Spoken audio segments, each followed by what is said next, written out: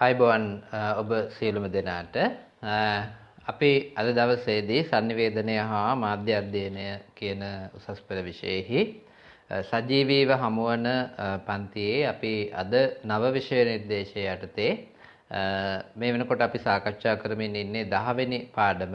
අපිට තව පාඩම් දෙකක් සජීවීව සාකච්ඡා කරන්න තියෙනවා. අපි 10 වෙනි පාඩම සාකච්ඡා කරමින් ඉන්නේ දරුවනේ. අපි මේ යටතේ sannivedana ප්‍රතිපත්ති සකස් කිරීම සහ sannivedana නියාමනය කියන කාරණේ සාකච්ඡා කරන්නේ. sannivedana ප්‍රතිපත්ති සකස් කිරීම සහ sannivedana නියාමනය කියන කාරණේ. ඒ යටතේ අපි මේ වෙනකොට මූලික හඳුනා ගැනීමක් කළා යම්කිසි රටක sannivedana ප්‍රතිපත්ති සකස් වීම සම්බන්ධයෙන් සහ නියාමනය සම්බන්ධයෙන් අපි තවම සාකච්ඡා කළේ නැහැ ගැඹුරින්. අපි දෙවෙනි අධීරයේදී ඒක සාකච්ඡා කරන්නේ. නමුත් අපි ප්‍රතිපත්ති සකස් කිරීම සම්බන්ධයෙන් සාකච්ඡා කළා ලංකාවේ සහ ලෝක තත්ත්වය පිළිබඳව. දැන් මෙතනදී මම ඔබට මේ පිටිපසින් දිස්වන මාතෘකාව තියෙන ආණ්ඩුක්‍රම ව්‍යවස්ථාව කියලා. බැලුව බැලමට මේක දේශපාලන විද්‍යා පන්තියක්ද කියලා හිතේ. නේද? මොකද ආණ්ඩුක්‍රම ව්‍යවස්ථාව ගැන දේශපාලන විද්‍යාවේදී සාකච්ඡා කරන්නේ. නමුත් අපි මේ ආණ්ඩුක්‍රම ව්‍යවස්ථාව කියන මාතෘකාවේ අපි ගිය සතියේ නතර කළේ මානව හිමිකම් සහ මූලික අයිතිවාසිකම් සම්බන්ධයෙන් කටයුතු කරන්නේ කොහොමද කියන එක සහ ලෝකයේ මානව හිමිකම් ප්‍රඥාප්තිය බිහිවීමත් ඒ හා සම්බන්ධව අපිට sannivedana විෂය හදාරන දරුවෝ විදිහට අපිට වැදගත් වෙන්නේ මොකක්ද කියන එකත්. දැන් අපි මේ කාරණා එකිනෙක සාකච්ඡා කරගෙන එනකොට අපි ආණ්ඩුක්‍රම ව්‍යවස්ථාව කියන මාතෘකාව ළඟ නතර වුණා. ආණ්ඩුක්‍රම ව්‍යවස්ථාව පිළිබඳව අපි සාකච්ඡා කරන්නේ එහි සඳහන් sannivedanayට කියන්නේ මාධ්‍යයට සහ sannivedanayට ඍජුව බලපාන කරුණු කීපයක් ගැන ඊටාම සරල කාරණා කීපයක්. මේකදී අපි මහා ගැඹුරට ආණ්ඩුක්‍රම ව්‍යවස්ථාව හදාරන්න යන්නේ නැහැ. මොකද අපිට ව්‍යවස්ථා විශාරදීන් වෙන්න අවශ්‍ය නැහැ දැනට. උනාට කමක් නැහැ. එපා කියන්නේ නැහැ. වෙන එක හොඳයි. රටේ නීතිය දැනගෙන තියෙන එක හොඳයි. නමුත් අපිට අවශ්‍ය කොටස විතරක් මම සරලව සාකච්ඡා කරනවා. අපිට ලැබෙන කාලයත් එක්ක මේ කාලය තුල උපරිම ප්‍රයෝජන ගන්න ඕන නිසා. මම පාඩම පටන් ගන්න කලින් සුපුරුදු ඉල්ලීම ඔබෙන් කරන්නේ ඔබේ ප්‍රතිචාරය මට දෙන්න. ඔබේ ප්‍රතිචාරය මට අතිශය වැදගත්. ඒ වගේම මම මේ යන අතරතුරේ යම් තද බල බාධාවක් තිබුණොත් පුංචි බාධා එන්න පුළුවන්. තද බල බාධාවක් තිබුණොත් ඒ බාධාවක් තියෙන බව සඳහන් කරන්න මට එතකොට පණිවිඩය ලබා ගන්න පුළුවන්. අපි මේක ගනුදෙනුවක් විදිහට කරගෙන යමු. ඔබට පුළුවනි ඒ සජීවීව මම සම්බන්ධ වෙන්නේ. ඒ නිසා ඔබ අහන ප්‍රශ්න වලට පිළිතුරු දෙන්න මට අමාරුයි. මොකද මට ඉදිරියෙන් පේන තිරේ තාම පුංචි. ඒ නිසා නමුත් මට ඔබ යම්කිසි ආකාරයක ගැටලුවක් බව සඳහන් කළොත් මට එය මේ අඳුන ගන්න පුළුවන්කම තියෙනවා. ඒත් එක්කම මගේ YouTube channel එක මීඩියා නිලන්ත කියන YouTube channel එක ඔබ දන්න කියන අයට subscribe කරගන්න කියන්නේ. ඒකට හේතුව මම මේ හා සම්බන්ධ සියලුම වීඩියෝ YouTube channel එකට නිකුත් කරනවා sannivedana විෂය සම්බන්ධ revision සහ theory සම්බන්ධ. ඒ වගේම මේ 2019 සාමාන්‍ය පෙළ විභාගය ලියපු දරුවන්ට 2022 වර්ෂයේ උසස් පෙළ විභාගය සඳහා වුන් සූදානම් වෙනවා. ඔවුන් කුමන ආකාරයෙන්ද විෂය තෝරගන්න ඕනේ කියන කාරණේ ප්‍රායෝගික කාරණාත් එක්ක සාකච්ඡා කරපු වීඩියෝවක් මගේ YouTube channel එකේ තියෙනවා. එය පුළුවන් කෙනෙක් බෙදා හරින්න, එය පුළුවන් කෙනෙක් අනිත් අයට ලබා දෙන්න. ඔවුන් අතරමඟ නතර වෙනවා වෙනුවට මුලින් නිවැරදි තීරණයක් අරගෙන උසස් පෙළ විෂය තෝරගන්න පෙරබේවි. ඔබත් කරන උදව්වක් බවට පත්වේවි. ඒ ඉල්ලීමත් ඔබෙන් මුලින්ම කරනවා. එහෙනම් අපි අද දවසේ sannivedana ප්‍රතිපත්ති සහ මාධ්‍ය නියාමනය කියන ප්‍රධාන මාතෘකාවේ ආණ්ඩුක්‍රම ව්‍යවස්ථාව කියන අනුමාතෘකාවට යමු. දැන් සාමාන්‍යයෙන් රටක ආණ්ඩුක්‍රම ව්‍යවස්ථාවක් සම්පාදනය වෙන්නේ එරට නීති රීති රාමුව නිවැරදිව ක්‍රියාත්මක කරන්න ඕන නිසා. ලංකාවෙත් අපිට ආණ්ඩුක්‍රම ව්‍යවස්ථා රාශියක් තියෙනවා. අපිට 1833 කෝල්බ්‍රූක් කැමරන් ඩොනමෝර් 1931 ඊළඟට 1948 සෝල්බරි ආණ්ඩුක්‍රම ව්‍යවස්ථාව ලැබුණා. ඊළඟට ඒ සෝල්බරි ආණ්ඩුක්‍රම ව්‍යවස්ථාව යටතේ අපිට වැදගත් දෙයක් sannivedana විශේෂ ක්ෂේත්‍රයේදී වුණා. ඒක විශේෂයෙන්ම ලංකාවේ රජය විසින් මහජන සම්බන්ධතාව පිළිබඳව ප්‍රතිපත්තිමය තීන්දුවක් ගත්තා කියන කාරණේ අපිට සෝල්බරි ආණ්ඩුක්‍රම ව්‍යවස්ථාවෙන් ඔප්පු වුණා. ඒක ඇත්තටම අපි හදපු එකක් නෙවෙයි. බ්‍රිතාන්‍යයන් විසින් අපිට පවර්ලා දීපු එකක්. නමුත් එහි රජයේ ප්‍රවෘත්ති දෙපාර්තමේන්තුව කියන කාරණේ 48 සෝල්පරි ආණ්ඩුක්‍රම ව්‍යවස්ථාවෙන් ස්ථාපනය වුණා. එය අපිට ඉතා වැදගත් කාරණයක්. ඊළඟට මේ අපි දන්නවා සාමාන්‍යයෙන් මේ ලංකාවේ 1972 තමයි අපිටම කියන ආණ්ඩුක්‍රම ව්‍යවස්ථාවක් ජනරජ ආණ්ඩුක්‍රම ව්‍යවස්ථාවක් සකස් වෙන්නේ. ඒ පිළිබඳව යම් යම් චෝදනා සංවෘත ආර්ථිකයක් සම්බන්ධයෙන් සාකච්ඡා කිරීම මත සිරිමාර්ඩි බණ්ඩාරනායක මැතිණිය යම් ගත්තු තීරණත් එක්ක රටේ මිනිස්සුන්ට ඒක දරා ගන්න බැරි වුණා. මම හිතන්නේ අපි සංවර්ධනයේ සඳහා sannivedanaya පාඩමේදී සාකච්ඡා කළා. යම්කිසි ආකාරයක ජනයා පොළඹවන්න ඕනි කියලා සංවර්ධන කටයුතු සඳහා. ඇත්තටම එතනදී අපිට මතකයි රිජ්වේ තිලකරත්න මහත්මයා 70 ඒ අවසර ගණනාවක් ගුවන්විදුලි සංස්ථාවේ සභාපති සහ අධ්‍යක්ෂ ජෙනරාල් වෙලා ඉන්න කාලෙදී සිරිමා බණ්ඩාරනායක මැතිණියගේ වගාලංකා වගා සංග්‍රාමයට පුදුමාකාර දායකත්වයක් දුන්නා ගුවන්විදුලිය විදිහට. ගුවන්විදුලිය විදිහට උදෑසන අපිට අහන්න ලැබෙන ගීතයකින් පවා නේද?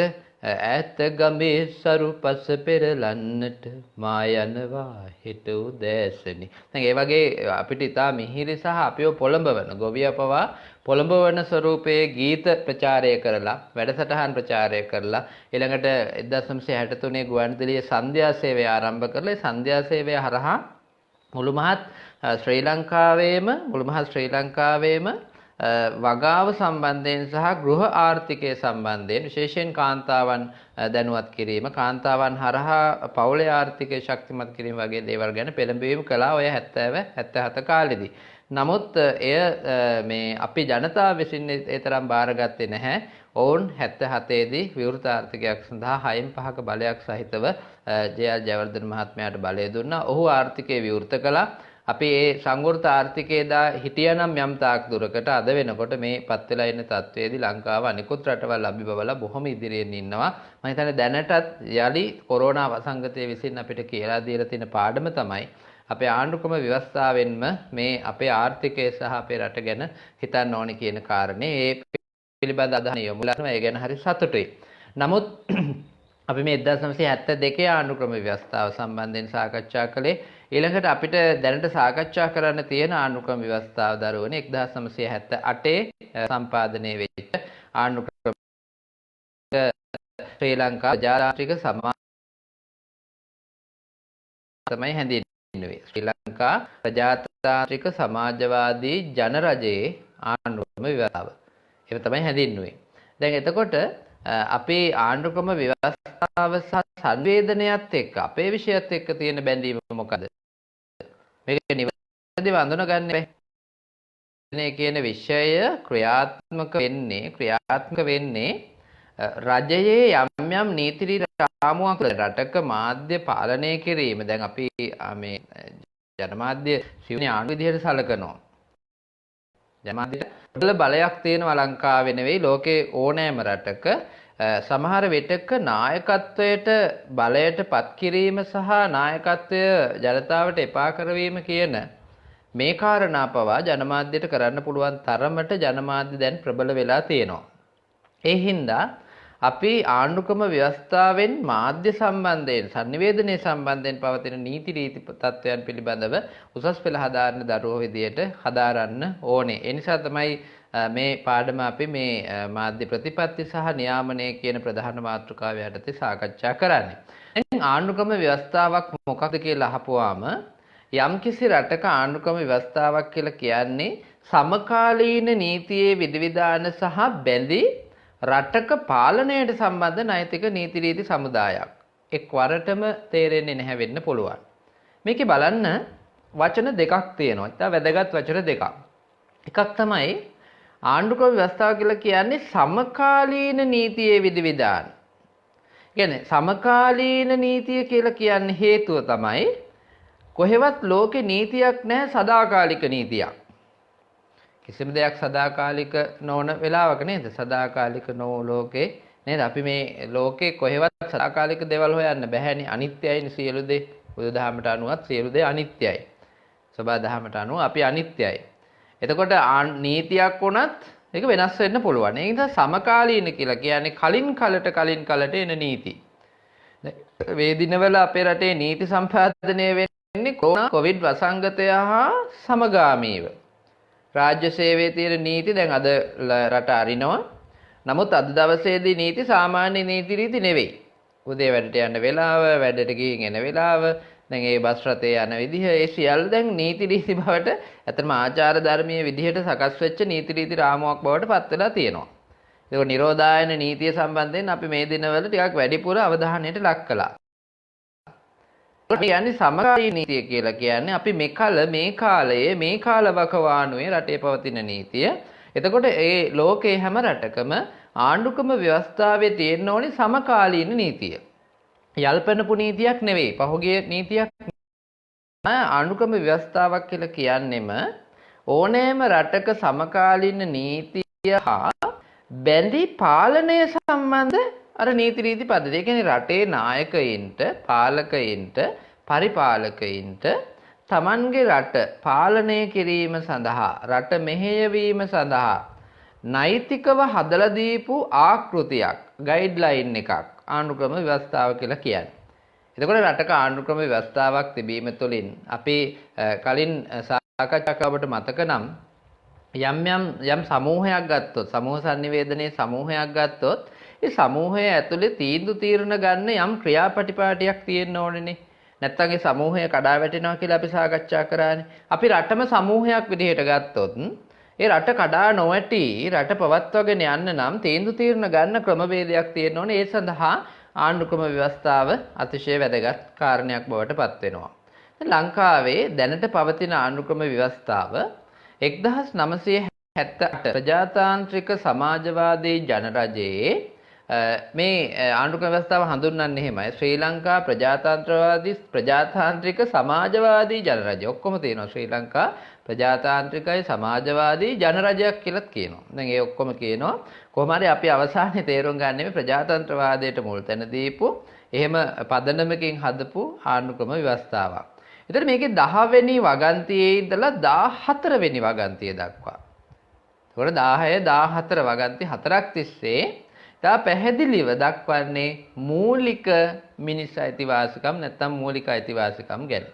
ලෝකේ ඕනෑම ආණ්ඩුක්‍රම ව්‍යවස්ථාවක මේ මූලික අයිතිවාසිකම් කියන කාරණේ අපිට තියෙන ජීවත් වීම සඳහා මිනිසෙක් විදිහට තියෙන අයිතිවාසිකම් අතර මූලික අයිතිවාසිකම්වත් නැත්නම් අපිට ලොකු ප්‍රශ්නයක් තියෙනවා.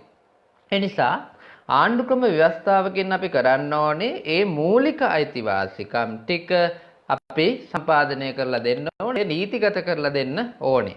දැන් 14.1 කියනවා, 14.1a කියන වගන්තිය කියනවා භාෂණයේ නිදහසට සහ ප්‍රකාශනය ඇතුළු අදහස් පළ කිරීමේ නිදහස අයත්. කාටද? සෑම පුරවැසියෙකුටම. භාෂණය අපිට යම් දේවල් භාවිත කරන්න පුළුවන්. යම් දේවල් අපිට හුවමාරු කරගන්න පුළුවන්. යම් දේවල් පාවිච්චි කරන්න, කතා බහ කරන්න පුළුවන්. ඒක නිදහස අපිට තියෙනවා. ඒ නිදහස අපිට දීලා තියෙනවා ආණ්ඩුක්‍රම ව්‍යවස්ථාවෙන්ම 14.1a වගන්තියේ. ඒ වගේම ප්‍රකාශනය සහ අදහස් පළ කිරීම. අපිට යම් දේවල් ප්‍රකාශයටපත් කරන්න පුළුවන්. ලිඛිත හෝ වාචික හෝ කතන හෝ ශ්‍රව්‍ය හෝ දෘශ්‍ය හෝ ඕනෑම sannivedana ස්වරූපයකට අපිට යම් කිසි ආකාරයක අදහසක්, මතයක් පළ කරන්න ඉඩකඩ තියෙනවා, නිදහස තියෙනවා. එතකොට මේ නිදහස ආණ්ඩුක්‍රම ව්‍යවස්ථාව විසින්ම අපිට දීලා තියෙන්නේ. එතකොට හැම පුරවැසියෙකුටම මේක සමානයි. මුදල් මත, වෙනත් බලයක් මත හෝ උට විශේෂිත හැකියාවක්, අවස්ථාවක් දීලා නැහැ. එහෙම දුන්නොත් ඒක ආණ්ඩුක්‍රම ව්‍යවස්ථාවේ අසමානතාවයට හේතුවක් බවට පත් වෙනවා. එතකොට ඒක සමානාත්මතාවය පිළිබඳ සැලකීමේදී ඒක නරකයි, වැරදි. ඒ නිසා අපි ආණ්ඩුක්‍රම ව්‍යවස්ථාවේ දරුවනේ මේ වගන්ති නිවැරදිව මතක තියාගන්න හේතුව අපිට දීලා තියෙන මේ ප්‍රධාන මූලික වගන්ති ටික විතරයි අපිට අවශ්‍ය වෙන්නේ. ඒ නිසා අපි එතනින් එහාට මහා ගැඹුරට හදාරන්න අපිට පුළුවන්. අපි දැනට උසස් පෙළ මට්ටමට මේ සම්බන්ධ මේ විෂය නිර්දේශයට අයත් කොටස විතරක් අපි හදාරගෙන යමු, අඳුනගෙන යමු, පැහැදිලි කරගෙන යමු.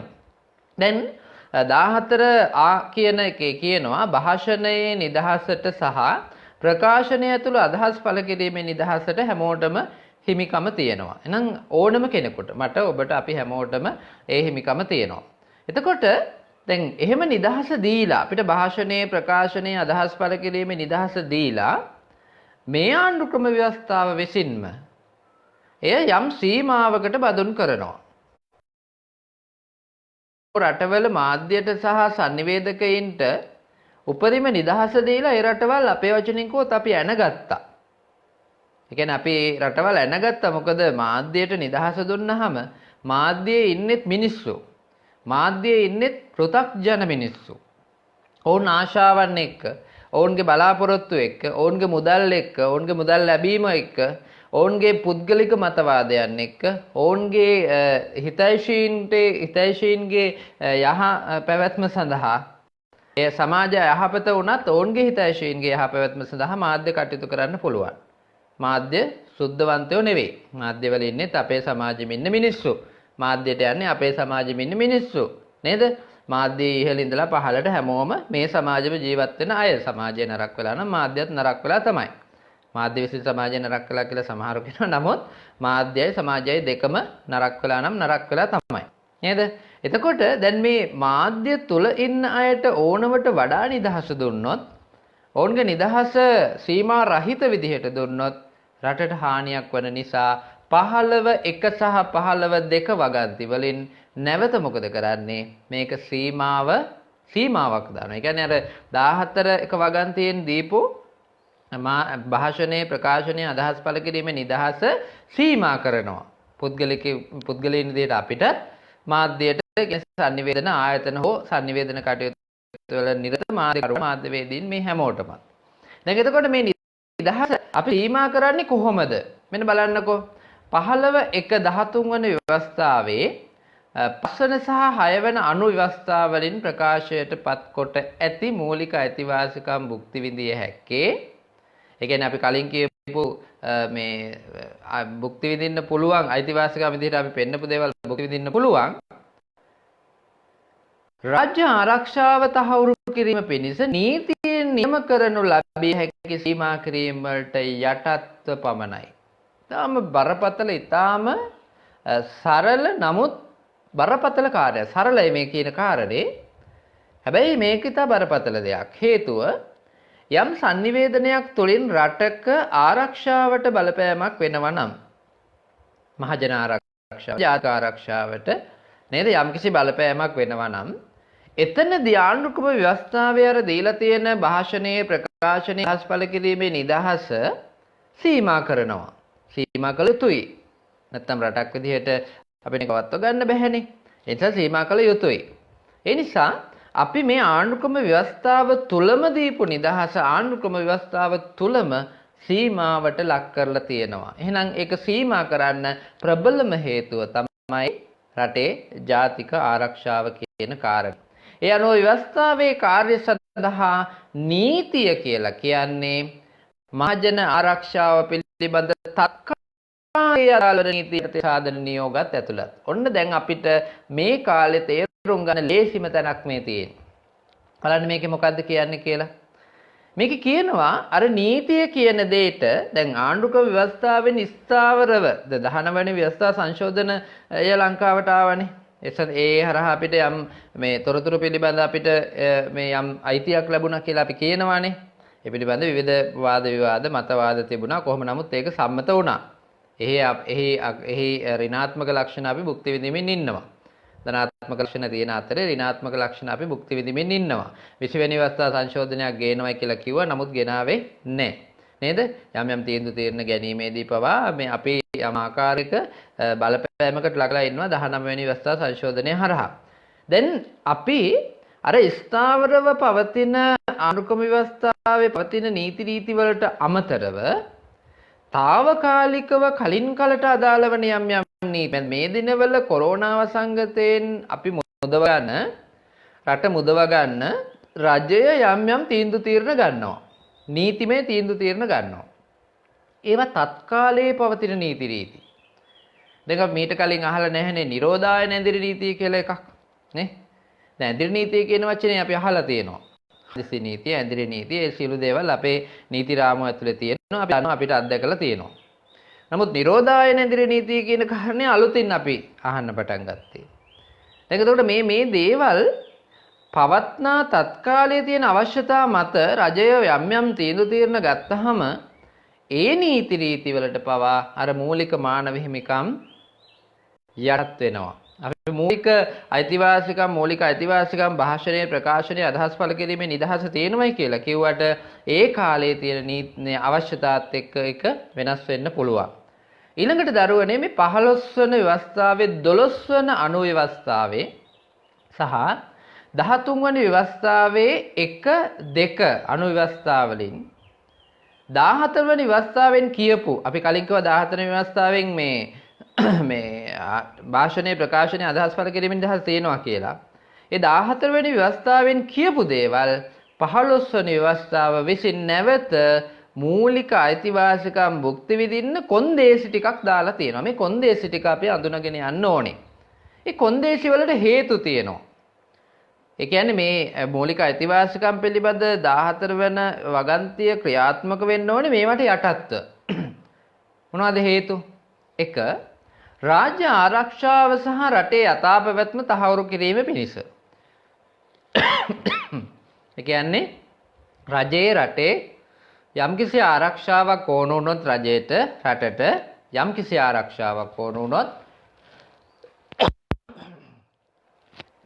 එතකොට යම්කිසි ආරක්ෂාවක් රජයට රටට ඕන වුණොත් ඒ රජය ඒ රට මහජන ආරක්ෂාව සහ ජාතික ආරක්ෂාව වෙනුවෙන් අර 14 වෙනි ආණ්ඩුක්‍රම ව්‍යවස්ථාවේ යටතේ තියෙන විධිවිධාන සීමා කරන්න පුළුවන්. ඊළඟට මහජන සෞඛ්‍ය හෝ සදාචාරය ආරක්ෂා කිරීම පිණිස. ඔන්න තව වැදගත් කාරණයක්. මහජන සෞඛ්‍ය දැන් ඔන්න මේ දවස්වල ඒ කාරණේ මත බොහෝ දේවල් සිද්ධ වෙනවා. දැන් පහුගිය දවස්වල අපි දැක්කනේ රජය විසින් කොවිඩ් වසංගතය සම්බන්ධ තොරතුරු වසන් කරනවා. රජය විසින් තොරතුරු හංගනවා කියලා යම් ආකාරයේ සමාජ මාධ්‍ය හරහා නීති රීති රාමුවක් එළියට ආවා. සමාජ නීති රීති නෙවෙයි අදහස් රාමුවක් එළියට ආවා සමාජ මාධ්‍ය හරහා. එහිදී පොලිසිය ඊට එරෙහිව කටයුතු කළා. වැරදි ව්‍යාජ තොරතුරු සමාජගත කිරීම නිසා. විද්‍යුත් මාධ්‍ය, රූපවාහිනී, ගුවන්විදුලි ඇතුළු පුවත්පත් මුද්‍රිත මාධ්‍ය ඇතුළු මේවායින් නොගිය නමුත් මෑත කාලේ ලෝකේ ජනප්‍රියම මාධ්‍යයක් වන සමාජ මාධ්‍ය හරහා ඉතා වේගයෙන් ව්‍යාජ තොරතුරු ගලාගෙන යන්න උනා. එතන මේ ව්‍යාජ තොරතුරු වේගයෙන් ගලාගෙන යනකොට මේ ව්‍යාජ තොරතුරු වේගයෙන් සමාජගත වෙනකොට එහිදී මහජන ආරක්ෂාවට සහ මහජන සෞඛ්‍යයට යම් හානියක් වෙනවා නම් අන්න එතකොට මාධ්‍යයට එරෙහිව කටයුතු කරන්න සිද්ධ වෙනවා. ඒ මාධ්‍ය හරහාම යම් දේවල් දැන් සමහර පහුගිය දවස්වල අපි දැක්කා මේ සමාජ සදාචාරය, එතකොට සංස්කෘතිය, ඒවට ගරහන ආගමික වශයෙන් යම් තාඩන පීඩන වලට ලක්වන අවස්ථා ඕනතරම් තිබුණා. දැන් අපි ඒ අවස්ථාපවා ඔය කියන අවස්ථාපවා නීති රීති රාමුව ඇතුළට ගන්න ඕනේ. ඒ ගන්න මේ තත්කාලයේ දැනට පවතින මහජන ආරක්ෂා සහ මහජන සෞඛ්‍ය පිළිබඳ කාරණෙත් සදාචාරය පිළිබඳ කාරණත් අපිට අනුගත කරගන්න පුළුවන් වෙනවා. දැන් ඔය සදාචාරය කියන කණේට හොඳ උදාහරණ කීපයකුත් තියෙනවා. අපි දන්නවනේ ලංකාවේ විශිෂ්ට සිනමාකරුවෙක් අශෝක හදගම ඔහුගේ අක්ෂරය චිත්‍රපටයේ වාහනයට ලක් වුණා. අක්ෂරය චිත්‍රපටය. අක්ෂරය චිත්‍රපටයේ ඇතුලේ චිත්‍රපටය මේ නරඹනකොට නරඹුණෙක් ඉන්නවා නම් ඔවුන්ට තේරෙනවා. ඔහුගේ චිත්‍රපටයේ සිද්ධාන්තය, කතාව සහ ඔහුගේ රංගනයන් ඒ චිත්‍රපටයේ ඉන්න නළුනිලියන්ගේ වගේම චිත්‍රපටයේ ආලෝකකරණය, සංස්කරණය ඊළඟට මේ පිටපත සියල්ල තාම විශිෂ්ට ගණයේ තිබුණා. එනිසා හඳගමගේ චිත්‍රපටයට ජාත්‍යන්තරයෙන් ඇගයීම් පවා ලැබුණා. නමුත් හඳගමගේ චිත්‍රපටයේ ලංකාවේ සිනමා හල් වල අපිට නරඹන්න අවස්ථාව ලැබුණේ නැහැ. මොකද හේතුව?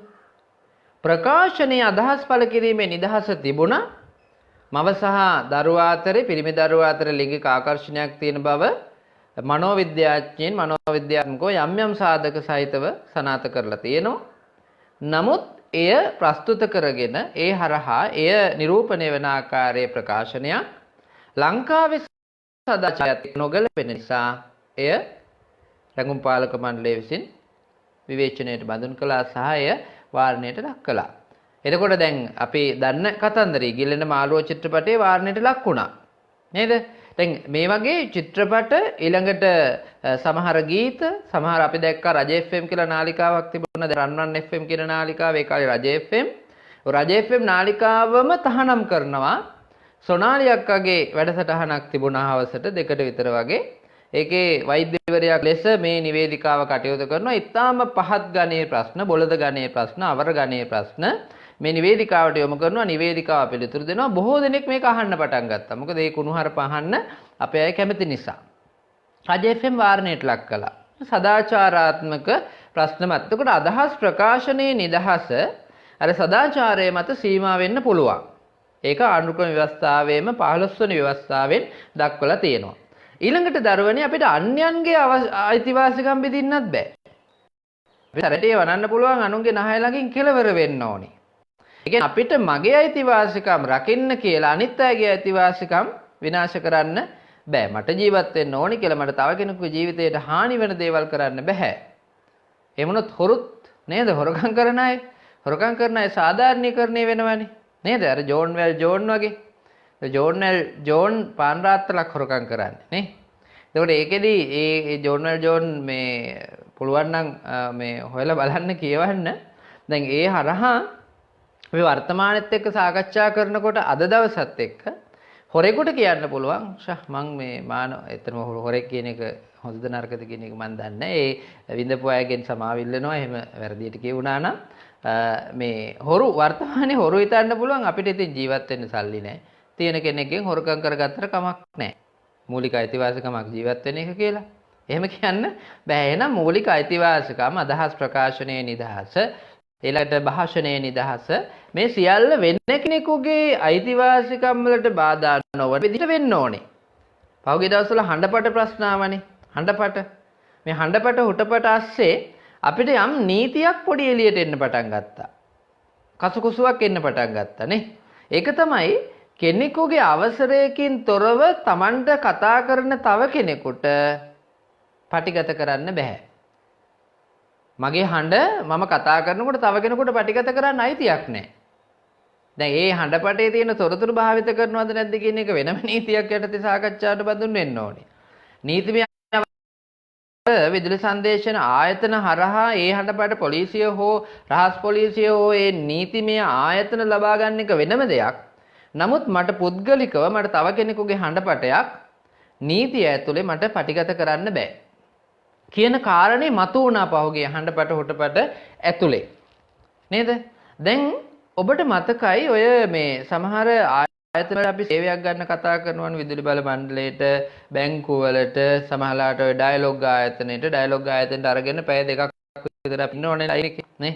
ඊළඟට ඒ ආයතනට අරගෙන අපි පැය දෙකක් තුනක් එහෙම ලයින් එකේ ඉඳලා ගිහින් එපා වෙනවා අපි නේද? අතනින් මෙතෙන්ට ඒ අංකය ඔබන්න, දෙක ඔබන්න, හය ඔබන්න, අට ඔබන්න, නවය ඔබන්න, 10 ඔබන්න කියලා ඔහොම දිගට යනවා. අපිත් ඉතින් යනවා තේරෙන්නෙත් නැහැ. වැරෙලාවක්වත් සිංහල වෙනුවට ඉංග්‍රීසි වුණොත් එතනින් එහාට කිසිම දෙයක් තේරෙන්නේ නැහැ. මේ වගේ මේ තාක්ෂණයත් එක්ක සාමාන්‍ය ජනයාට සේවයක් ලබා ගැනීම අපහසුතාවක් තියෙන බව ප්‍රායෝගිකව අපි දන්නවා. නමුත් ඔවුන් මුලින්ම කියනවා මෙහෙම එකක්. සේවාවේ ගුණාත්මක භාවයේ රැකීම පිණිස මෙම හඬ පටිගත විය හැකිය කියලා කියනවා. ඒ කියන්නේ සේවාවේ ගුණාත්මක බව රැකගන්න පටිගත වෙන්න පුළුවන් කියලා කියනවා. ඒ කියන්නේ අපිට කියනවා අපි පටිගත කරනවා ඔයා කැමති නම් කට් කරගන්න කියලා. එතකොට දැන් ඔන්න මෙතන ඒ කාරණා මේ sannivedanaෙන්දී අදහස් පළ කිරීමේ සහ ඒ නිදහසේදී තව කෙනෙකුගේ භාෂණයේ නිදහස ලැබෙනකොට තව කෙනෙකුගේ නිදහසට හානි වෙන්න බෑ. තව කෙනෙකුගේ නිදහසට බාධා වෙන්න බෑ. ඒක අපි තේරුම් ගන්න ඕනේ දරුවනේ මේ ප්‍රතිපත්ති සම්පාදකයන් සහ ආණ්ඩුක්‍රම ව්‍යවස්ථාවේ sannivedanaya සම්බන්ධ කොටස අධ්‍යයනය කරනකොට ඊළඟට 19 වෙනි ව්‍යවස්ථා සංශෝධනයේනේ අපිට දැනට තියෙන අවසාන ව්‍යවස්ථා සංශෝධනය. ඒ කියන්නේ 1978 අපි මූලික ව්‍යවස්ථාව සම්පාදනය කරගත්තායින් පස්සේ 19 වතාවක් සංශෝධනය කරලා තියෙනවා. එහෙනම් දැන් අලුත් ආණ්ඩුක්‍රම ව්‍යවස්ථාවක් ගැන කතා කරනවා. පහුගිය පාර්ලිමේන්තුවේ ආණ්ඩුක්‍රම ව්‍යවස්ථාවක් යෝජනා වුණා. ඒ තවම සම්මත වෙලා නැහැ. නමුත් අපි 19 වෙනි ව්‍යවස්ථා සංශෝධනය මගින් වැදගත් sannivedana ශාස්ත්‍රයට වැදගත් යම් කොටසක් තියෙනවා. ඒක තමයි තොරතුරු අයිතිය මූලික අයිතිවාසිකමක් විදිහට තහවුරු වුණා. කලින් තොරතුරු අයිතිය තිබුණා. තොරතුරු අයිතිය අපිට දීලා තිබුණා. නමුත් එය මිනිස් මූලික අයිතිවාසිකමක් බවට පත් වෙලා තිබුණේ නැහැ. එතකොට දැන් සාමාන්‍යයෙන් ආණ්ඩුක්‍රම ව්‍යවස්ථාවෙන් මූලිකව රකින්නේ මූලික අයිතිවාසිකම්නේ.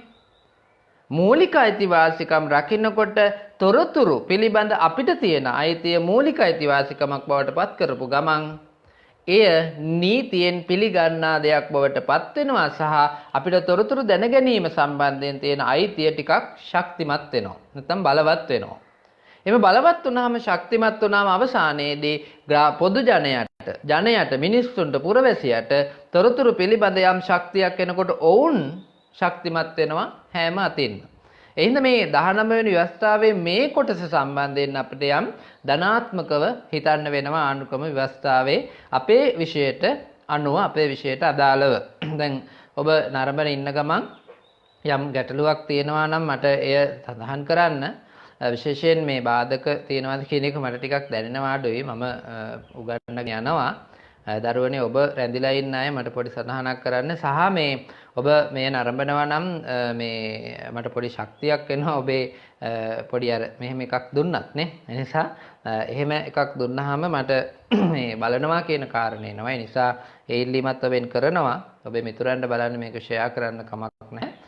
සහ මේ මගේ YouTube channel එක subscribe කරන්නත් මතක් කරන්න අනිත් අයට.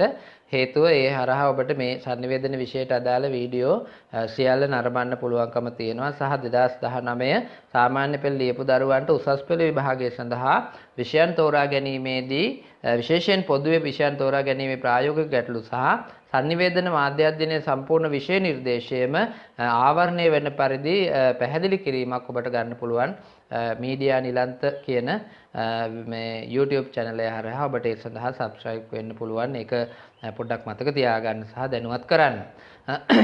ඒක ඇඩ් එකක් නේ. මේක අතරතුර යන ඇඩ් එකක්. හරි අපි මාධ්‍ය නිදහස කියන ඊළඟ මාතෘකාවට යනවා. මාධ්‍ය නිදහස කියන ඊළඟ මාතෘකාවට යනවා.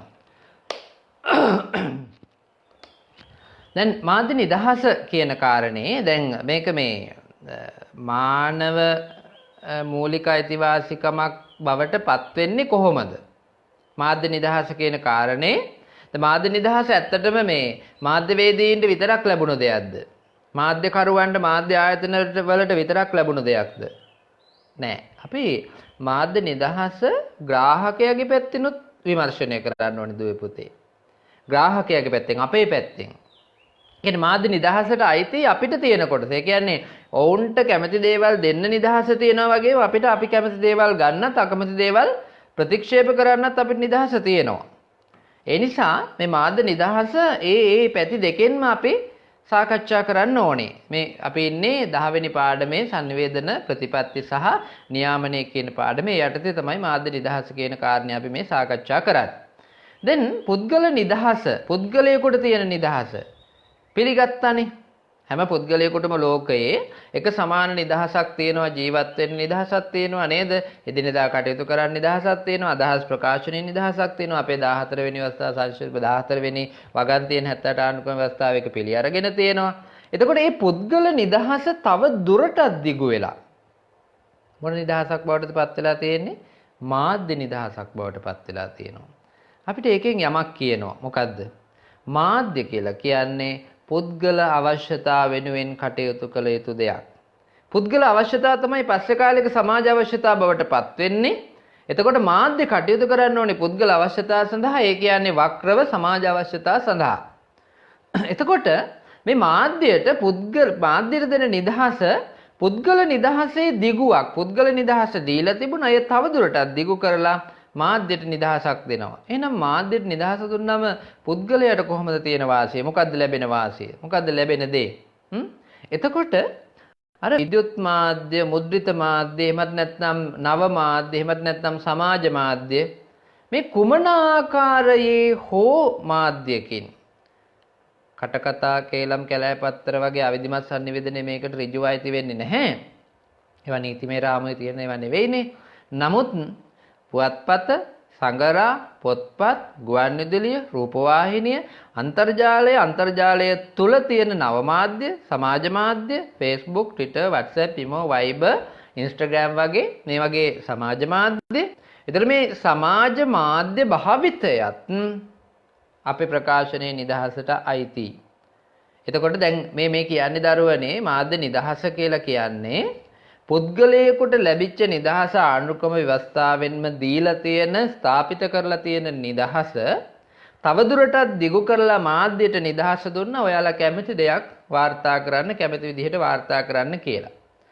එතකොට අපිට අදහස් ඒකෙද මේකෙන් අදහස් කරන්නේ විද්‍යුත් හෝ මුද්‍රිත හෝ වෙනයම් ඕනෑම ආකාරයක සංදේශයක් විසුරුවා හරින්න පණිවිඩයක් ලබා දෙන්න පණිවිඩයක් බෙදා හරින්න ප්‍රකාශනයේ නිදහස ඕනේ කියන එක. දැන් ප්‍රකාශනයේ නිදහස තියෙන නිසා තමයි අපිට අපේ සමාජ මාධ්‍ය හරහා මේ දේ කරන්න පුළුවන්. මට දැන් මේ සජීවීව මේ ගන්නන දේ ඔබට විකාශය කරන්න අයිතිය තියෙන ප්‍රකාශනයේ නිදහස තියෙන නිසානේ. නැත්නම් Facebook කියන මේ ආයතනයේ විසින් ලබා දීලා තියෙන මේ සේවාව අපි උදල් ගෙවලා ගන්න එක වෙනම දෙයක්. අපි මේ සාමාන්‍යයෙන් මේක අපිට data යන එක වෙනම කාරණයක්. නමුත් අපි මම මේ කතා කරන දේ විසිරුවා හරිනවා. ප්‍රජාව තුළ විසිරුවා හරිනවා. බලන ප්‍රමාණය බොහොම අඩුයි. නමුත් ඒ ප්‍රමාණය අඩු වුණාට ඒ අඩු ප්‍රමාණයට හෝ විසිරුවා හරිනවනේ. එතකොට මේ විසිරුවා හරින්න නම් මට නිදහස තියෙන්න ඕනනේ. මට ප්‍රකාශනයේ නිදහස නැත්නම් රටේ තිබුණොත් එහෙම Facebook කරා කිසිම දෙයක් ප්‍රචාරය කරන්න බෑ කියලා පහුගිය කාලේ Facebook තහනම් කළේනේ. දැන් ඒ වගේ නිදහස සීමා කරලා තිබුණොත් මට මේ දේ කරන්න බෑ. බැරි වෙලාවක්වත් පහුගිය කාලේ වගේ Facebook දැන් තහනම් වෙලා තිබුණා නම් මට දරුවනේ ඔබට මේ විෂය කරුණු කියලා දෙන්න විදිහක්ම නැහැ. ගෙදරට වෙලා ඉන්න වෙනවා කවදා හරි නේද? පටන් ගන්නකම් ඉන්න වෙනවා විභාගේ තියේද නැද්ද කිසිම අදහසක් නැහැ. අපිට සම්බන්ධ වෙන්න ක්‍රමයක් නැති නිසා. ඊළඟට මේ මාධ්‍ය නිදහසට බාධක විදිහට මොනවද තියෙන්න පුළුවන්? දැන් මේ ගැන අපි ටිකක් සාකච්ඡා කරන්න ඕන නිසා අදහසක් අපේ ඔළුවට ගන්න ඕනේ දරුවනේ. අපි දන්න ජනප්‍රිය සහ ලෝකයේ වැඩිපුරම කතා කරන බාධකය තමයි මාධ්‍ය නිදහසට මේ දේශපාලන බාධකය. ඒකට හේතු කිහිපයක් තියෙනවා. රටක මාධ්‍ය ප්‍රධාන වශයෙන් ආකාර දෙකකට ක්‍රියාත්මක වෙනවා. එක මාධ්‍ය ක්‍රමයක් තමයි රජයට අයිති මාධ්‍ය, අනිත් මාධ්‍ය පුද්ගලික මාධ්‍ය. රජයට අයිති මාධ්‍ය පවතින රජයේ දේශපාලන අධිකාරිය විසින් Tamanට ඕන විදිහට පාලනය කරනවා. ඒකේ වරදක් මා දකින්නෙත් නැහැ. රජයේ විසින් වියදම් වල රජයේ කටයුතු ගෙනියන්න, රජයේ තොරතුරු දෙන්න, රජයේ දේවල් ජනතාවට දැනුම් දෙන්න තියෙන මාධ්‍ය රජයේ මාධ්‍ය. එතකොට රජයේ මාධ්‍ය රජයේ යටතට රජයේ පවතින දේශපාලන න්‍යායට යටත් වීම පිළිබඳව අපිට ඒක තර්ක කරන්න අයිතියක් නැහැ. උදාහරණයක් විදිහට ගත්තොත් ශ්‍රී ලංකාවේ දැන් ගුවන්විදුලි සංස්ථාව, සිටි FM නාලිකාව, වෙළඳ සේවය, ස්වදේශීය සේවය සියල්ල රජයේ පොදු තීරණ යටතට අයිති. රජයේ මාධ්‍ය විදිහට. ලේක් හවුස් ආයතනය රජයේ නීති රීති වලට යටත්. රජයේ ප්‍රතිපත්ති වලට යටත්. පාලකයන් වෙනස් වෙනවා ඒ කාලෙදී සහ අදාළ ලිපිවල අන්තර්ගතය පවා වෙනස් වීම වලට බඳුන් වෙනවා. ඊළඟට ජාතික රූපවාහිනිය, ස්වාධීන රූපවාහිනිය මේ සියල්ල රජයේ සම්බන්ධ සහිත ඒවා. ඒ නිසා රජයේ සම්බන්ධතා සහිත මාධ්‍යවල රජයේ දේශපාලනික බලපෑම ඇති වෙනවා. ඒ බලපෑමක් විදිහට අපි කියමුකෝ නේ. දරුණු වචනයක් වුණාට නේද? එතකොට ඒක මාධ්‍ය නිදහසට යම්කිසි ආකාරයක බාධාවක් තමයි. ඊළඟට පුද්ගලික මාධ්‍යවල දේශපාලන න්‍යාය පත්‍ර තියෙනවා. හැම පුද්ගලික නාලිකාවක්ම පිටුපසෙන් තියාගෙන ඉන්න දේශපාලකයෝ ඉන්නවා. ඒ දැන් ලංකාවේ පුද්ගලික නාලිකා ගත්තොත් එහෙම හිරු දෙරණ කියන නාලිකා දෙක පිටුපස්සේ යම් දේශපාලනයක් ක්‍රියාත්මක බව බලන අපිට තේරෙනවා. ඔවුන්ට එහෙම නොදැනුණාට අපිට බලන අපිට ඒක තේරෙනවා. සහ සිරස පිටුපස දැවැන්ත දේශපාලන ක්‍රියාවලියක් තියෙන බව අපිට බලන අපිට තේරෙනවා. ස්වර්ණවාහිනී පිටුපස දැවැන්ත දේශපාලන ක්‍රියාවලියක් තියෙන බව බලන අපිට තේරෙනවා. ඒගොල්ලෝ සමහරවිට කියයි නෑ අපිට එහෙම එකක් නෑ අපි දේශපාලනය ක්‍රියාත්මක කරන්නේ අපි අපේ මතයට තමයි යන්නේ මාධ්‍ය නිදහස වෙනුවෙන් අපි කටයුතු කරන්නේ සියතත් එහෙමයි නේද ඊළඟට වෙනත් මේ දෙමළ ඉංග්‍රීසි නාලිකත් එහෙමයි ගුවන්විදුලි නාලිකා ගත්තොත් ගුවන්විදුලි නාලිකත් එහෙමයි පුද්ගලික සහ සියලුම මාධ්‍ය පිටුපසේ යම් දේශපාලන බලයක් තියෙනවා මුද්‍රිත මාධ්‍ය පිටුපසත් එහෙමයි දිවයින ලක්බිම ලංකාදීප නේද එතන මේ සියලු පුවත්පත්වල මේ මව්බිම ඒ සියලු පුවත්පත්වල ලක්බිම් පුවත්පත නම් අපිගේ අවස්ථාවකට ඒක දැන් ක්‍රියාත්මක වෙන්නේ නැහැ. ඊට කටගාටුදායක තත්ත්වයක් මමත් කලක් සේවය කරපු ආයතනය. එතකොට මේ ලක්බිම් පුවත්පත දැනට ක්‍රියාත්මක වෙනවා. අපි ප්‍රාර්ථනා කරමු නැවත අපිට ඒ පුවත්පත ලැබෙන්න කියලා නේද? අපෙන් සමුගත් ජටිල වැල්ලබඩ මහත්මයා කතෘ විදිහට හිටපු පුවත්පත ඊළඟට දිනපතා පුවත්පත සුන්දර නියතමානී මැර මහත්තයා මේ ඉරිදා ප්‍රධාන කතෘ විදිහට හිටියේ. එතකොට මම මේ වෙලාවේ මේ ගීත් ගුරුසේකර මහත්තයා සහ අපේ ධර්මශ්‍රී තිලකවර්ධන මහත්තයා මතක් කරනවා. ඔවුන් දෙදෙනා ඒ පුවත්පත ඇතුලේ කරන ලද මෙහෙය සහ මට පුද්ගලිකව ඔවුන් විසින් සිදු කරන ලද යම් යම් දැනුවත් කිරීම සහ මට ඇත්තටම ඉගෙනුව පුවත්පත් කලාව. ඒ නිසා කොහොම නමුත් අපි නැවත ප්‍රාර්ථනා කරමු මේ වගේ පත්තරයක් ආයි ලැබෙන්න කියලා. කොහොම වුණත් දරුවනේ මේ හැම පුවත්පතක් පිටුපසම යම් දේශපාලන හැම මුද්‍රිත මාධ්‍යයක් හැම ගුවන්විදුලියක් හැම රූපවාහිනියක් පිටුපසම යම් මුද්‍රිත මාධ්‍යයක් තියෙනවා. දේශපාලනික ස්වභාවයක් පරිසරයක් තියෙනවා. ඒ නිසා දේශපාලන බලපෑම මාධ්‍යයට සාමාන්‍යයෙන් තියෙනවා. ඒක මාධ්‍ය නිදහසට බලපෑමක් තමයි. එතකොට දැන් සමාජ සහ නෛතික සාධක දැන් සමාජයේ විසින් දේශපාලන සමාජය තුළ තමයි. නමුත් සමාජය තුළ තියෙන යම් සාධක මතත් මාධ්‍ය නිදහසට බලපෑම් එල්ල වෙනවනේ. දැන් පහුගිය දවස්වල ඔය අක්ෂරේත් රටේට ඊළඟට ඒ කාලේ අවසන්ද කියලා ටෙලිනාට්‍යයක් අපිටම වාරණයට ලක් වුණා. අවසන්ද කියලා ටෙලිනාට්‍යයක් වාරණයට ලක් වුණා. ඒතර මේ අවසන්ද ටෙලිනාට්‍ය වාරණයට ලක් වෙන්නේ හේතු භූත උනේ අර සමාජයෙන් මතුවෙන දේවල්නේ. සමාජ කාරණා. එතකොට මේ දැන් පවන කම්පන වගේ ප්‍රසංග 88 89 කාලේදී පවන කම්පන වගේ ප්‍රසංගයක් මේ කපුගේගේ කම්පන සහ මේ නන්දමාලිගේ පවන ඒ ප්‍රසංගත් මේ වාරණයට ලක් වුණා. ඒ වාරණයට ලක්වීම මාධ්‍ය නිදහසට එක්තරා විදිහක බාධකයක් තමයි. ප්‍රකාශනයේ නිදහසට තියෙන බාධකයක් තමයි. හැබැයි පුතේ ඒව සමාජය තුලින් හෝ දේශපාලනිකව යම්කිසි ආකාරයකින් මතුවෙච්ච දේවල්. ඊටත් අමතරව තවත් එකක් තියෙනවා. ඒක තමයි නීතිමය බලපෑම. සමහර තැන්වලදී නීතිය හරස් වෙනවා සමහර වාර්තා කිරීම් වලදී. ජාතික අපි කියවනේ අර 15 වෙනි ව්‍යවස්ථාවෙන් රෙස්ට්‍රික්ට් කරලා තියෙන. ඒ කියන්නේ 15 වෙනි මේ වගන්තියෙන් සීමා කරලා තියෙන 15 වෙනි වගන්තියෙන් යම් කොටුවකට රාමුවකට දාලා තියෙන නිසා නීතියම හරස් වෙනවා සමහර විට මාධ්‍ය නිදහසට. මේ ආණ්ඩුක්‍රම ව්‍යවස්ථාව තමයි ඒකට බලපාන්නේ. එතකොට මේ කියන මේ කාරණෙත් එක්ක ආණ්ඩුක්‍රම ව්‍යවස්ථාව කියන කාරණේදී අපි ඒක ඇතුළෙම තියෙන දේවල් වලින් එක පැත්තකින් මාධ්‍ය නිදහස දෙනවා අනිත් පැත්තෙන් මාධ්‍ය නිදහස සීමා වෙනවා. එතකොට මාධ්‍ය නිදහස සීමා වීම සම්බන්ධයෙන් දේශපාලන බලපෑම් දේශපාලන අධිකාරීත්වයේ බලපෑම් වෙන්න පුළුවන්. සමාජය තුළින් මතුවන පොදු විරෝධතා සහ ඒ මාධ්‍ය නිදහසට බාධා එල්ල වෙන්න පුළුවන්. ඔය ගමක මොනවා හරි වාර්තා කරන්න ගියාම නරක දෙයක්. ඔය ගමේ සමහරට මාධ්‍යවේදියෙක් යනවා මාධ්‍ය කරුවෙක් හෝ මාධ්‍යවේදියෙක් ඔවුන් යනවා ගමක තියෙන මොකක් හරි දෙයක් වාර්තා කරනවා. ගමේ අය මොකද කරන්නේ? ගහලා මලා කැමරා පොඩි කරලා ඔක්කොම ගහලා නේද කරන්න පුළුවන් උපරිම දේවල් කරලා මාධ්‍යවේදින්ට එන්නවත් දෙන්නේ නැහැ. ඒකට ඒක මාධ්‍ය නිදහසට බාධකයක්. නමුත් ඒ සමාජය තුළින් මතුවෙච්ච තත්වයක්. ඒ වගේ දේවලුත් තියෙනවා. එනකොට නීතිය ඇතුලේ මතුවෙච්ච බාධාවන් තියෙනවා. මේ කාරණා තුන ටිකක් වෙනම මේ පැහැදිලි කරන්න ලකුණු 6කට 8කට හෝ එන්න පුළුවන්. ලකුණු 8කටත් එන්න පුළුවන්. ඒකත් මතක තියාගන්න. ඊළඟට ලෝකයේ මේ විධිමත් විදිහට මාධ්‍ය නිදහස, ප්‍රකාශනයේ නිදහස, අදහස් පළ කිරීමේ නිදහස සම්මත වෙන්න පටන් ගන්න 1948 අවුරුද්දේ. 1948 දෙසැම්බර් මාසේ 10 වෙනිදා මානව හිමිකම් පිළිබඳ ප්‍රඥාප්තිය ක්‍රියාත්මක මේ එළි දකිනවා. ඒ දිනය අපි මානව හිමිකම් දින විශ්ව මානව හිමිකම් දිනයේ විදිහට පිළි අරගෙනක් තියෙනවා දෙසැම්බර් මාසේ 10 වෙනිදා. එතකොට 1948 මුල්ම වරට නීතිමය වශයෙන් ලෝකයේ පිළිගත්තා. ඒ කියන්නේ ලිඛිතව විධිමත් විදිහට පිළිගත්තා. මේ නිදහස අදහස් පළ කිරීමේ ප්‍රකාශනයේ නිදහස මානව හිමිකම් පිළිබඳව නේද මේ කාරණා විධිමත්ව පිළිගත්තා 1948 දෙසැම්බර් මාසේ 10 වෙනිදා. ඒක මතක තියාගන්න. ඊළඟට යම්කිසි රටක පුතේ නෛතික ව්‍යුහයක් තියෙනවානේ ඕනම රටක. මම කියන්නේ ඒක රටින් රටට වෙනස් වෙන්න පුළුවන්. ඒක කාලෙන් කාලට වෙනස් වෙන්න පුළුවන්. නේද? එතකොට මේ නෛතික ව්‍යුහයට මාධ්‍ය නිදහසට අභියෝග කරන්න පුළුවන්. අපි කලින් කිව්වා ප්‍රධාන වශයෙන් මාධ්‍ය නිදහසට අභියෝග කරන අවස්ථා තුනක්. දේශපාලනික, සමාජ සහ නෛතික රාමුව.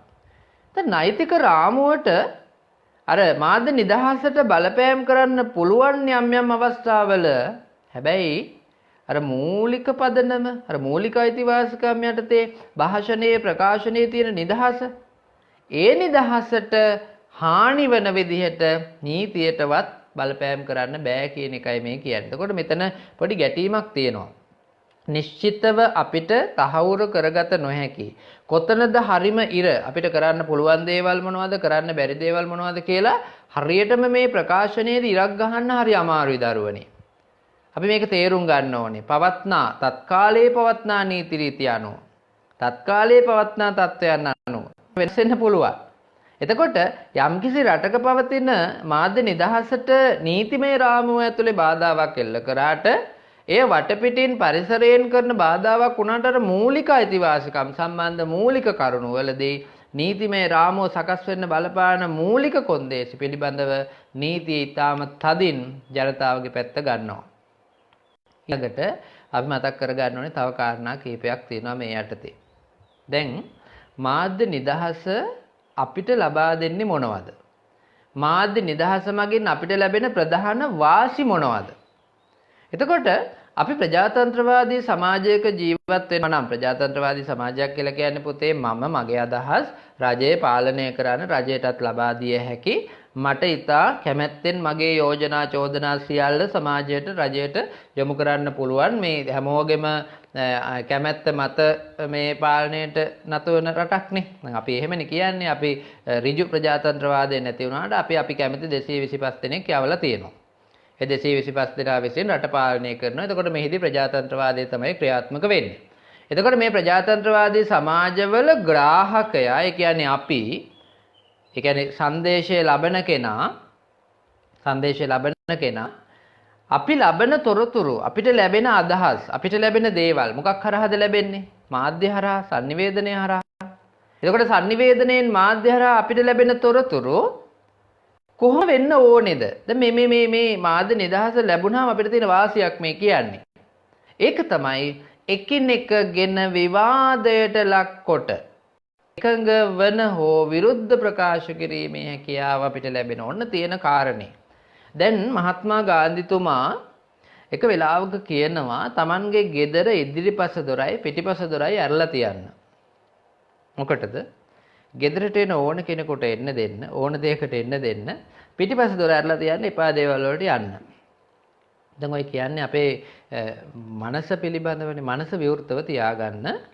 හොඳ එන්න පුළුවන් නරක එන්න පුළුවන් එන දේවල් ගන්න හැබැයි හොඳ දේ තියාගෙන නරක දෙයට යන්න කියන්න. හොඳ දේ තියාගෙන නරක දෙයට යන්න කියන්න. එතකොට මේක තමයි මහත්මා ගාන්ධිතුමා අපිට කියන්න අදහස් කරපු දේ. එතකොට දැන් මෙතන කියනවා අපිට ලැබෙන මේ මාධ්‍ය නිදහසේ තියෙන වාසිය තමයි අපිට ලැබෙන තොරතුරු ග්‍රාහකයන් විදිහට අපිට සමීප වෙන තොරතුරු ගැන අපිට තර්ක කරන්න පුළුවන්. ඒ තොරතුරු ගැන අපිට ගැඹුරින් හොයන්න පුළුවන්. ඒ ගැන විවාද කරන්න පුළුවන් එකිනෙකා එක්ක. අපි විරුද්ධ නම් ඒකට විරුද්ධ වෙන්න පුළුවන්. අපි කැමති නම් ඒක බාර ගන්න පුළුවන්. මේ සියල්ල මාධ්‍ය නිදහස ඇතුලේ අපිට ලැබෙනවා. එතකොට මාධ්‍ය නිදහස කියලා කියන්නේ දරුවනේ එක පැත්තකින් මාධ්‍යයට ලැබෙන නිදහසක් ග්‍රාහකයා වෙච්ච අපිට ලැබෙන නිදහසක්. එහි අවසන් ප්‍රතිඵලය මොකක්ද? විවිධාකාරයෙන් අපිට ලැබෙන තොරතුරු වල අපි තර්ක කරලා අපි ගැටිලා අපි විවේචනයට බඳුන් කරලා අපි ඒ මාධ්‍යත් එක්ක ගනුදෙනු කරලා අවසානයේදී ගන්න පණිවිඩය ඉතා නිවැරදි පණිවිඩයක් බවට පත් වෙනවා. ඒ නිවැරදි පණිවිඩය තුළින් අපි ශක්තිමත් වෙනවා. ඒ නිවැරදි පණිවිඩය තුළින් ග්‍රාහකයා වෙච්ච අපි බොහොම ධෛර්යවන්ත පිරිසක් බවට පත් වෙනවා. මේක ඉතාම වැදගත් රටක මාධ්‍ය නිදහස කියන කාරණේදී.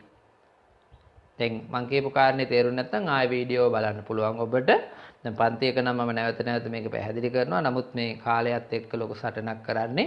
ඒ නිසා මම මේ පැහැදිලි කිරීම කරනවා. ඔබට නොතේරෙන යමක් ගැටලුවක් තියෙනවා නම් ඒ ප්‍රශ්න යොමු කරන්න පුළුවන්.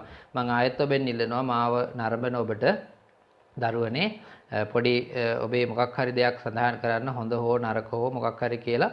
ඒතර මට ඔබ ඉන්න බව දැනෙනවා. මට ඉන්න බව දැනෙන්න ඕන නිසා සහ මේ මට ඒ ධෛර්යයක් නිසා මම මේ කරන්නේ ඔබ මේ දිනවල ඉන්න බයෙන් විභාගය සම්බන්ධයෙන් නිසා යම් උදව්වක් වෙන්න ඕන නිසා ඔබට පන්තියක් විදිහට මට ඔබට උගන්වන්න ඉන්න විදිහක් නැහැ. කොරෝනා සංගතය නිසා එන තත්ත්වය කොහොම වෙයිද දන්නේ නැහැ.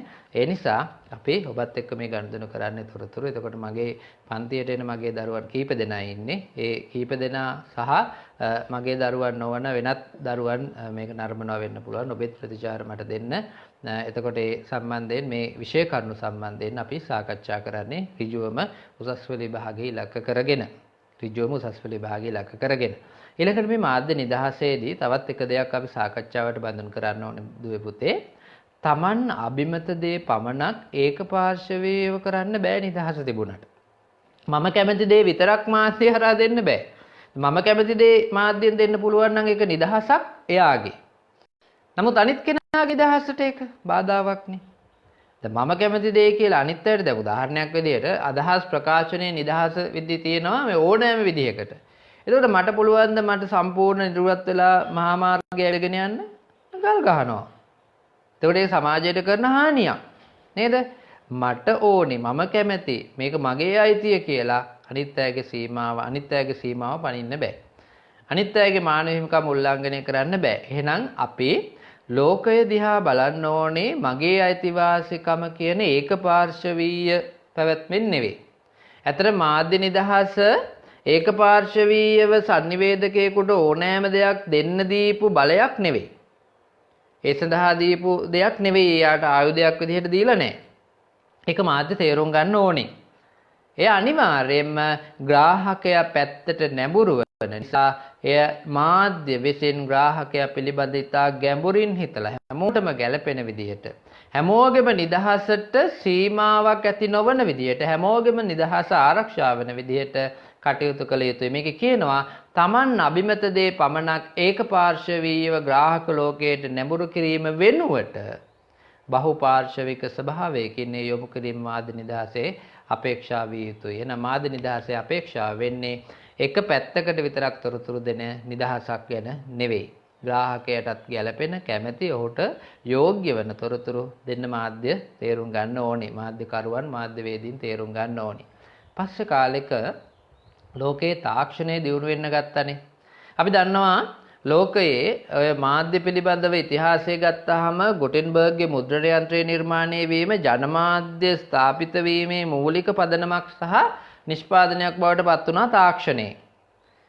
ජර්මනියේ ගුටෙන්බර්ග්ගේ මුද්‍රණ යන්ත්‍රය නිර්මාණය වීම. ඊට කලින් මුද්‍රණ ශිල්පය චීනයේ නිර්මාණය වුණා.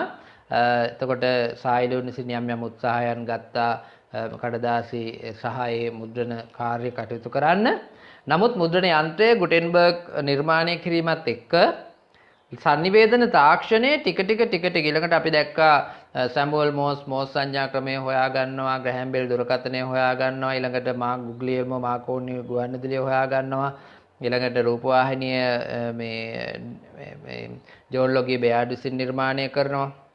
මේ කාරණාත් එක්ක මේ නිර්මාණයන් තාක්ෂණික නිර්මාණයන් එක්ක sannivedana ශාස්ත්‍රය ඊටාම වේගෙන් ගමන් කළා ඉදිරියට.